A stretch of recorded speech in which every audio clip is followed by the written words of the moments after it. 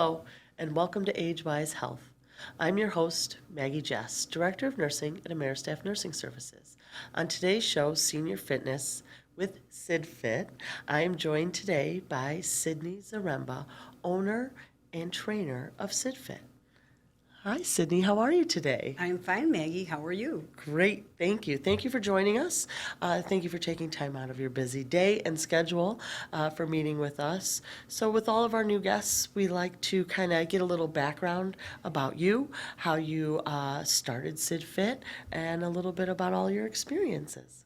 Okay, well, thank you for having me today. I wanted to say that first. And of course, you mentioned I'm the owner of SydFit LLC, and we provide fitness training for older adults and special populations, meaning people with chronic illness and disabilities.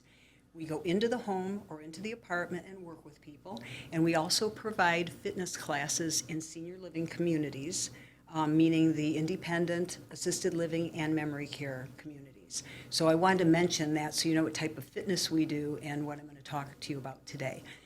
First of all, you asked about my background, and I just want to mention, I'll talk about education first, that I have a Bachelor in Business, graduating with high honor from Detroit College of Business, which is now Davenport University. Oh, yeah. And so, yeah, I did that, which I was very happy. I had a corporate career, and I went and got my degree because I thought that was very important, but it has helped me to launch my business as well. I have over 40 years in the fitness industry, experience in the fitness industry. And actually, early on in my career, I owned a storefront, a gym, and I'm a black belt in 2 styles of karate. So it was a karate school and aerobics training center because I used to teach aerobics and karate and weight training as well. And I was competitive in all those arenas for many years. But we taught karate to all age groups. So it was really, really a lot of fun. Now going forward, fast forwarding to, about 14 years ago, I decided to start SydFit as actually a retirement career, okay, from my corporate job. My background in fitness, though, I've been certified in various areas, but I do hold certification with American Senior Fitness Association, which during COVID went out of business. So, but I do have a certification now through American Sports and Fitness Association. And I was certified with Arthritis Foundation. Early on, I did grant work for them and learned their exercise and Tai Chi programs. I am also certified Tai Chi trainer with Tai Chi for Health. So I'm able to do that type of training, as are quite a few people on our team. Okay. Because there are 23 of them now. But also, I'm certified in different programs such as Drums Alive, Ageless Grace, and my experience is through 40 years of working with people, different populations, and mainly this last 14 years, working specifically with people who have challenges. And it's just gotten better and better because I've learned so much over the years in speaking with people and spending time with nurses and doctors and different people and learning about different illnesses and how to help people. So we help anywhere from very healthy people, if they want to exercise at home, to people who need us because they have challenges. Wow. So you kind of treat the whole. Yeah, we treat the whole, head to toe. And Yeah. But that's what I wanted to mention is, being certified, you could be certified in many organizations and have different types of degrees, but I want to say that it's really connecting with people and how you approach their specific situation that makes the difference. I did want to mention, I just mentioned to you that I had a corporate career. Yeah. And I was with AAA for 32 years. It was the Auto Club group, but Yeah. you know it as AAA. And I mentioned early on I had a gym. Well, I did that at the same time that I had my corporate career. I started out at Utica Okay. AAA. Then I got promoted to supervisor and went up the ladder, eventually becoming a director. And the reason I'm mentioning this is it gets me to where I got into this business. But anyway, became director over their call center operations. And then in 2008, we had a downturn in the economy. At that same time, my mom, who I was kind of a primary caregiver for as well, she was 85, broke her hip. And my sister and I chose to talk to her about going into senior living, and she moved into a community in late 2008. And I noticed that they had a couple exercise classes there a week, and I thought, that's wonderful, but I really want to, I want to see what else they do, with their exercise and things. So they had the exercise program, and I thought this would be a great retirement career for me. So, little, did I know at that time, 9 months later, the economy was still south, and AAA decided they had to let 523 positions go, and mine was one of them. So from there, I thought, well, this is a perfect time to launch, my career working with older adults. Now, I want to mention that all throughout my corporate career, even after I didn't have the gym, I did work with people in training. I kept my certifications up. I worked a little bit for powerhouse gyms. I taught some student athletes.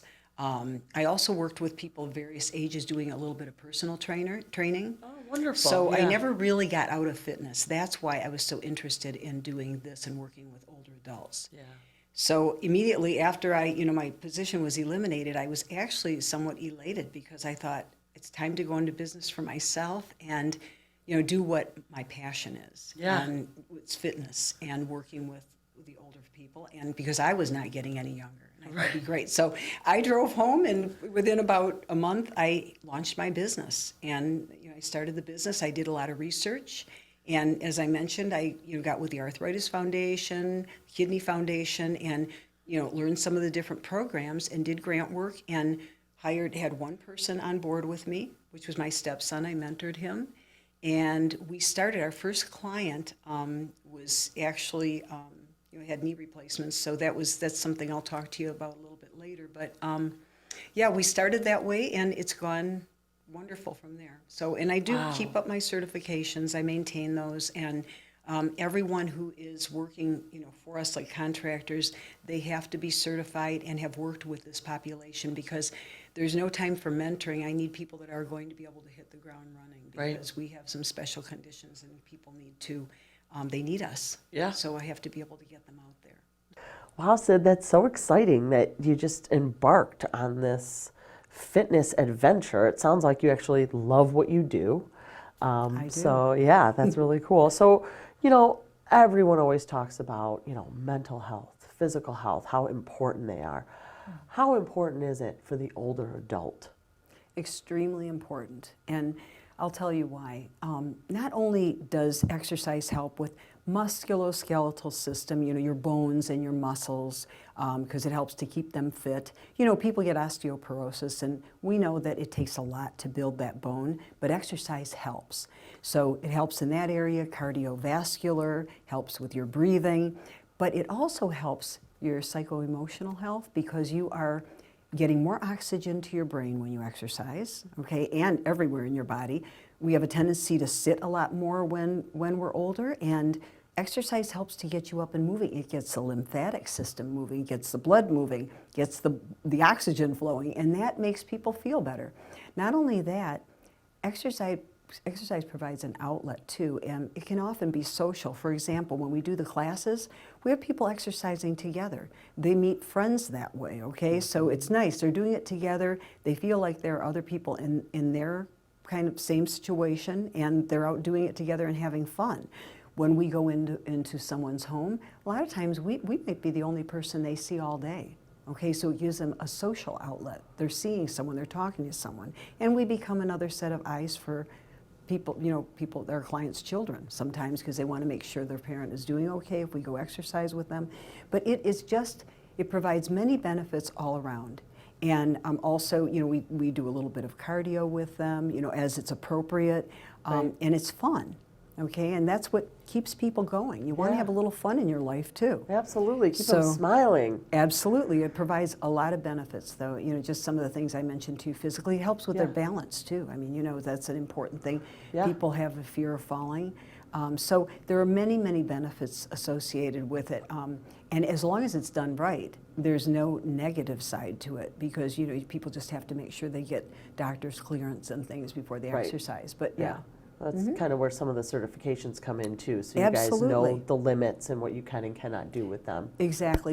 And then we'll talk about the evaluation that I do in the beginning with personal clients, but We learn their strengths and limitations. You learn that by working with them, but right at the beginning we kind of know what those are too, so it helps us out as we develop their programs. So this kind of flows right into my next question. Okay. You assess each individual for their limitations. And so do you kind of have, in the nursing world, we have a head to toe assessment Yes. that we do.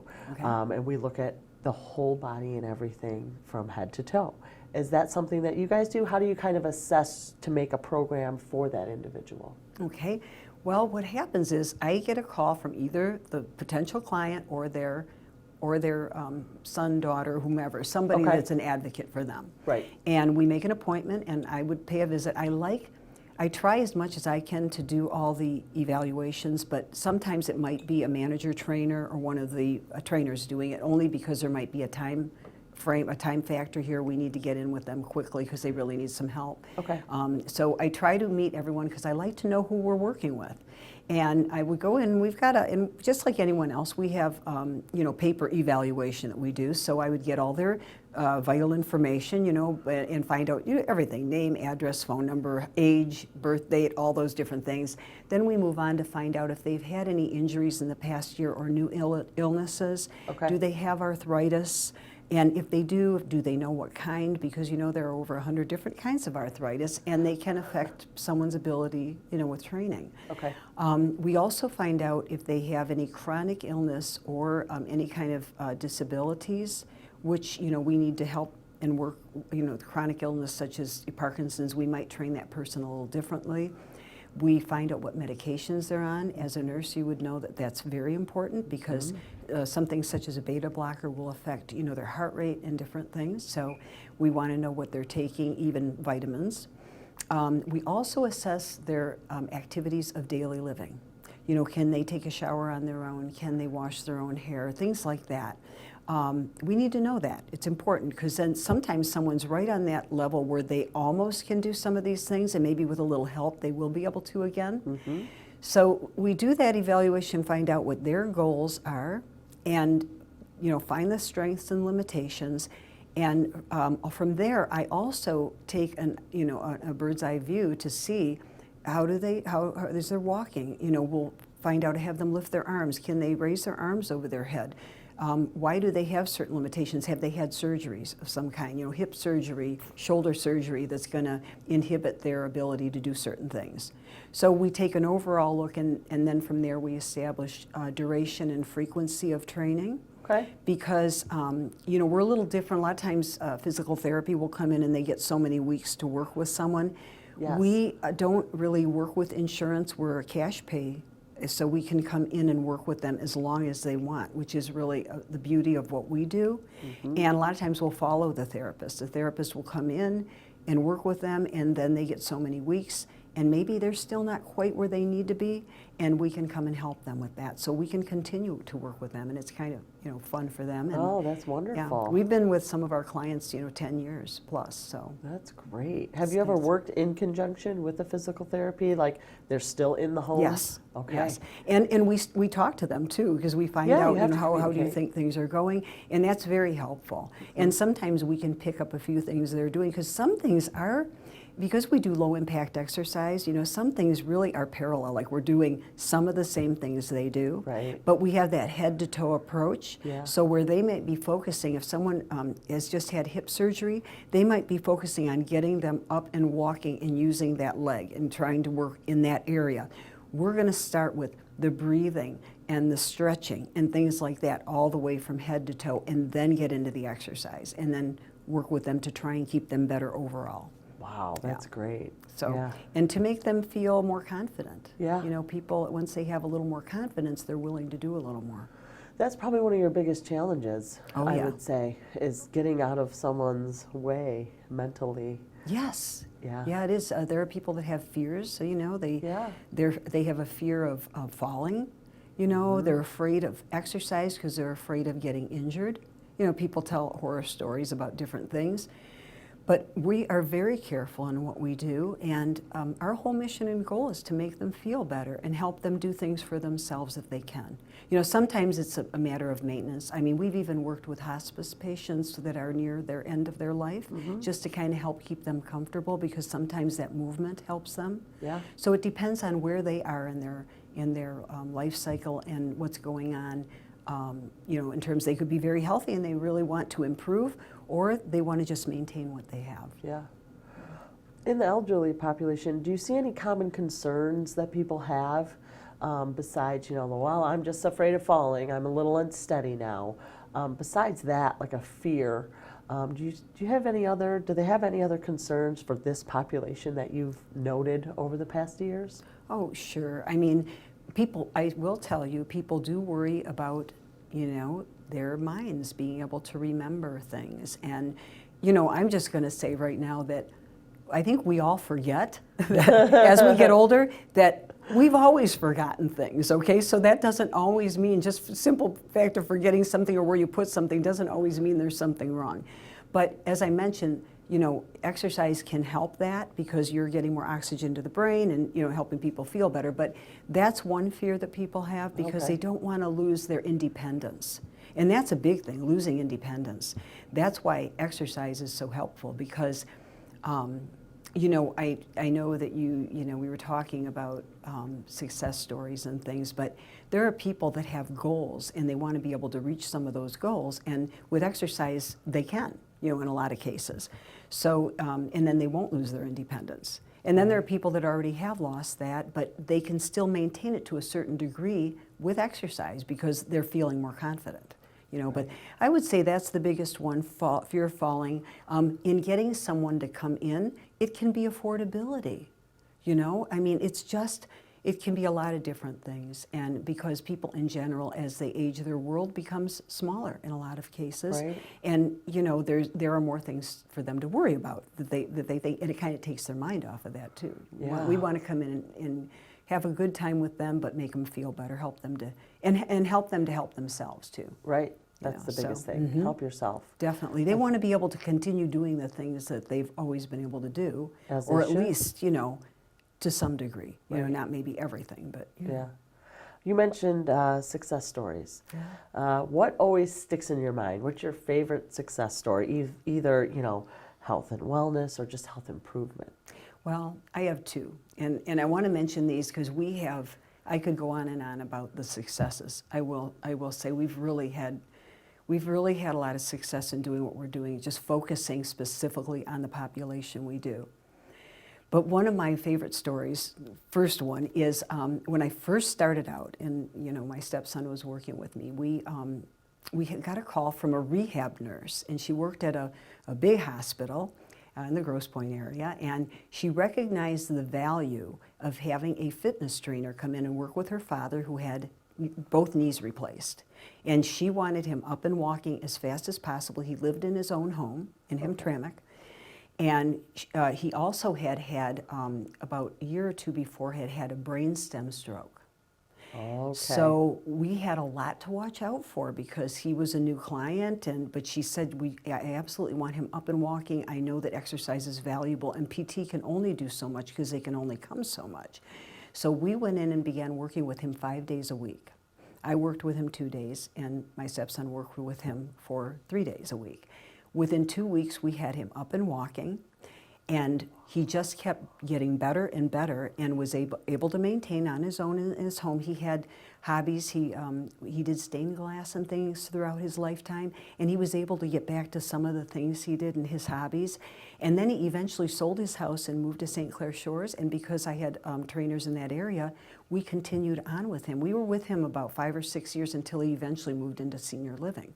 Wow. But it was great because he could get out and walk to the store with his walker. You know, those are things he wouldn't have been able to do if he just had, you know, was just able to maybe get around in his own place, and that was it. Right. But we helped him. It helped him cognitively too. Okay. Really helped him cognitively because he was able to get out and start doing things again. It sounds like he was very motivated. And he wasn't at first, but then he did become more motivated with exercise. Yeah.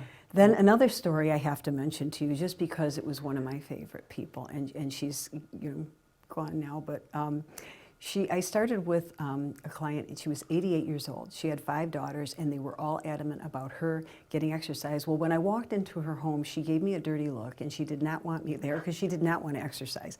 She had had a quadruple bypass and had moved here from Arizona back with one of her daughters. And I began working with her, and I asked her what her goals were. Did she have any goals? And she said, you know, she was 88. She said, I want to drive again.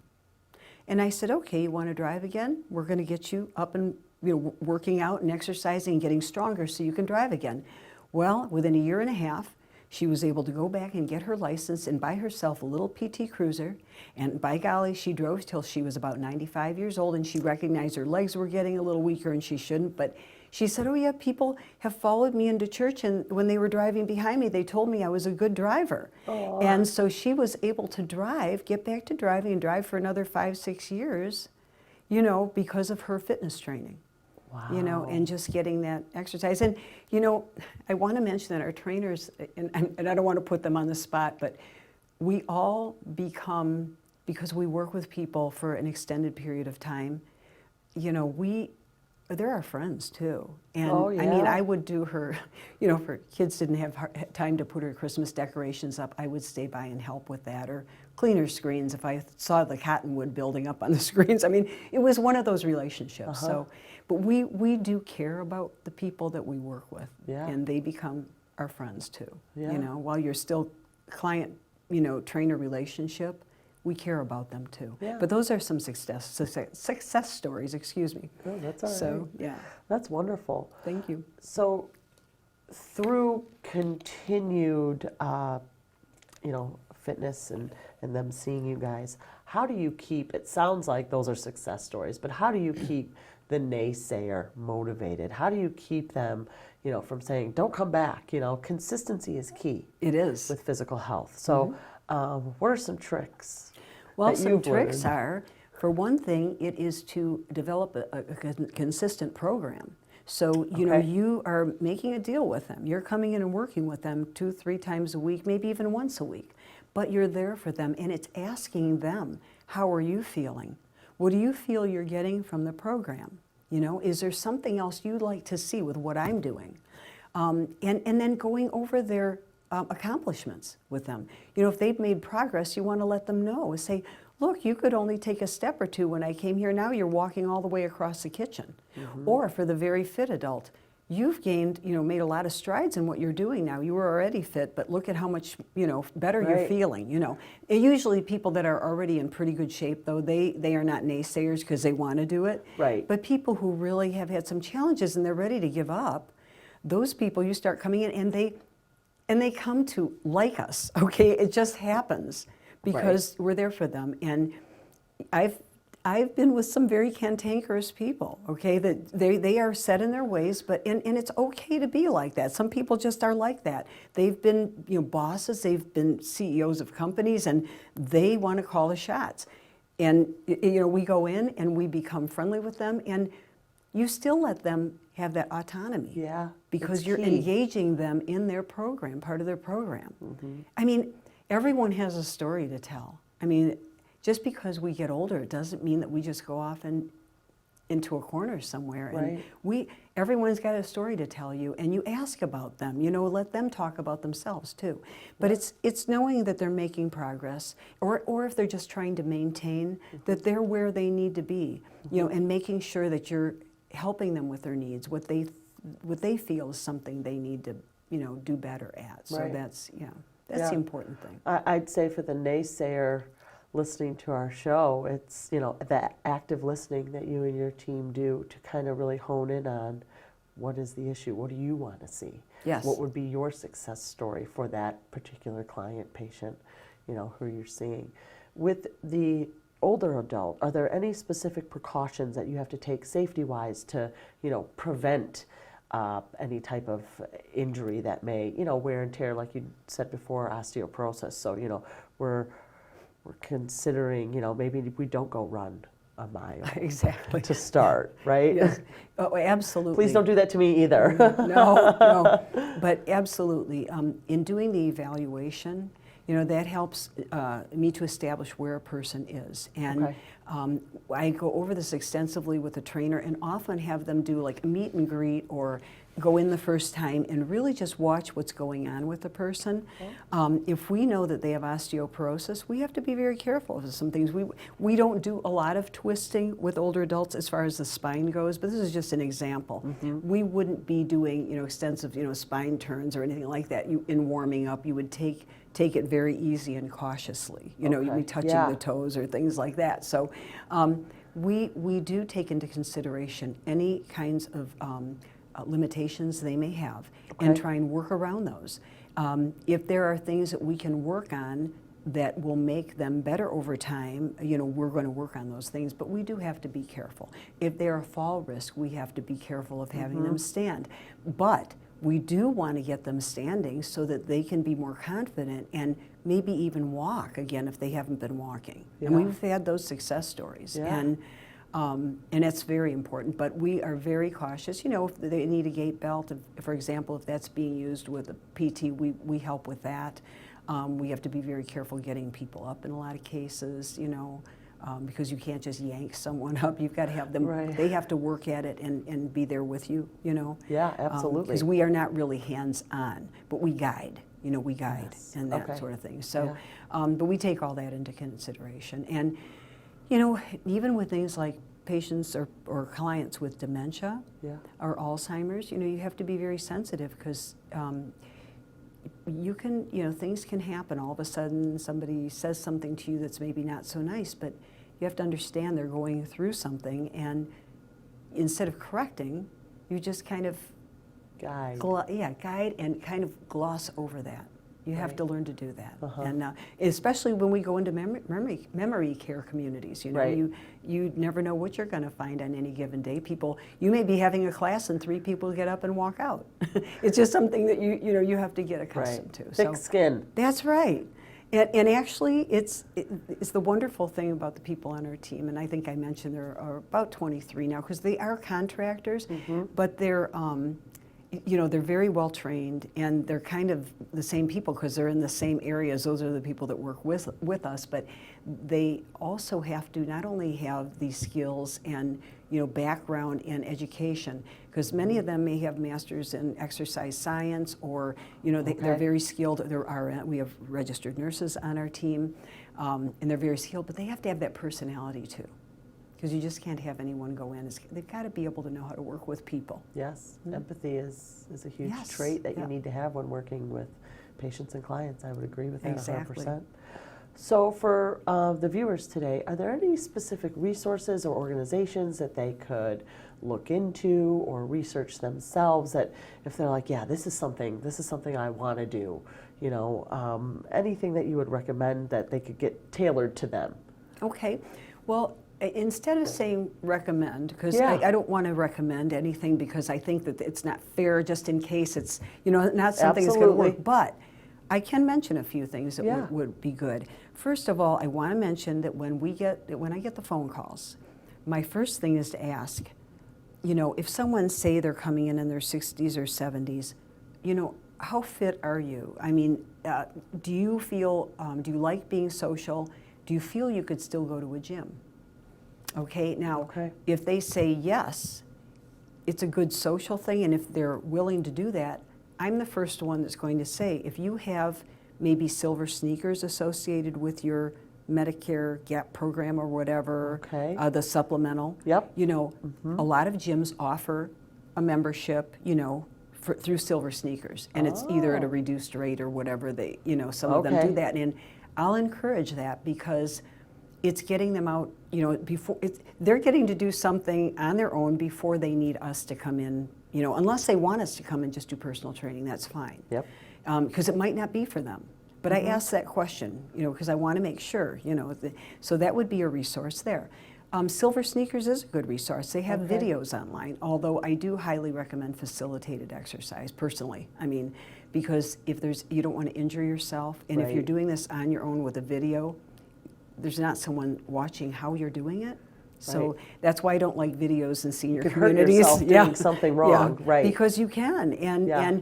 and it's I will say, in terms of injury and things like that, it's as important that a trainer know what not to do as what to do, so for a Correct. person, and so that is important. But I would suggest something like that, or to call us, Yeah. because we can help with a lot of things, steering people in the right direction. Yeah. You know, maybe they don't even realize there's a resource available to them, and sometimes we can help with those things. But yeah, if they have questions, just to give us a call, because. That's what I was saying, and talk to their doctor, too. Right. I don't know if I mentioned, I do recommend a lot for everyone that, especially people with chronic illness and disability, to get a medical release before they come. We have a form. Yep. If they're in really good shape, that's not always necessary because they're already exercising or have had a program. But people who have illness, we want to make sure that it's okay with their doctor that they're exercising. And to always be honest with us, because sometimes I did have a client one time that had tachycardia and didn't tell me, and Oh, dear. and had a little bit of an attack while we were training. But that's why it's so critical to know, because it helps to give us some ease as we're working with people. Yeah, So, absolutely, absolutely. So I have one final question for okay. you. What advice would you give to someone who's on the fence about starting a personal program or even looking into fitness? They're a couch potato. They've gained, they're 65 now. They've gained, a lot of weight since their 30s. They used to be fit. What advice would you give them to at least get them slightly motivated to even, apprehend looking up Silver Sneakers or attending their local gym or Planet Fitness for $10 Or even a month. senior center. Yes. First of all, you did say weight loss. That's another thing that exercise helps with. Yeah. Because we do see that, in aging population, people say, I've got an extra 20 pounds, it's slowing me down. So that exercise also helps with that. But I would recommend several things. One thing I had mentioned before is checking with their doctor. Yeah. And to get motivated, if they have access to going online, or their children do, or whatever, Right. looking around online to see what things are out there, what types of programs are out there for them, or what do they want to do? Do they have a specific need? Okay, that's really important, because again, it depends on what they're dealing with. As I mentioned to you, Parkinson's, we have people that do a little boxing, and that's very good for, Very good, yes. for people with Parkinson's, because the exercise is a little different from them than it's going to be for the run-of-the-mill low-impact exercise, that you do with Absolutely. people.